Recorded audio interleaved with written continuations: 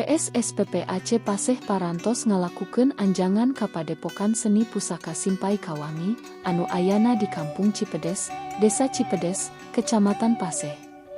Maksad tina kagiatan ieu nyaeta pikeun ngarakeutkeun tali silaturahmi sarta ngajenan kana usaha para panggiat seni dina miara jeung ngamumule kabudayan Sunda. Pupuhu PSSPP Aceh Paseh, Bapak Wawan Setiawan, ngedalkeun anjeunna sasarengan rombongan ngiring sumping ka ieu padepokan kalayan kahadean hate, mugia tiasa ngarakeutkeun padungdengan tur silih rojong dina ngamajukeun seni tradisi urang Sunda.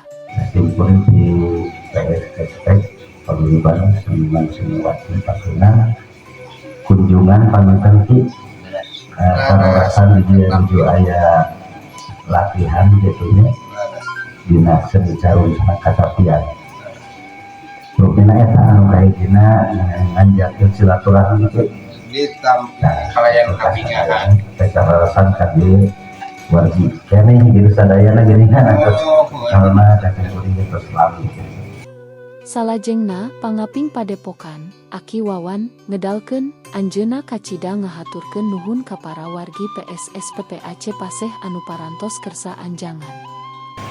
Aduh kokituna ngahaturkeun nuhun ka Bapak Ketua PSSP Bapak Wawan antos sakitu mondelna dina cumarosna. Mugia ieu kasempetan janten pupulasan silaturahmi pikeun babarengan ngajaga warisan budaya urang. Sajeroning anjangan, rombongan disuguhan ku pagelaran seni tradisional saperti kacapi sareng calung. Suasana kacida hikmatna, pinuh ku rasa reueus tur kabagjaan. Kagiatan ditutup ku gunem catur sarta poto bareng, minangka lambang duduluran sareng sumanget ngajaga kabudayaan anu adiluhung.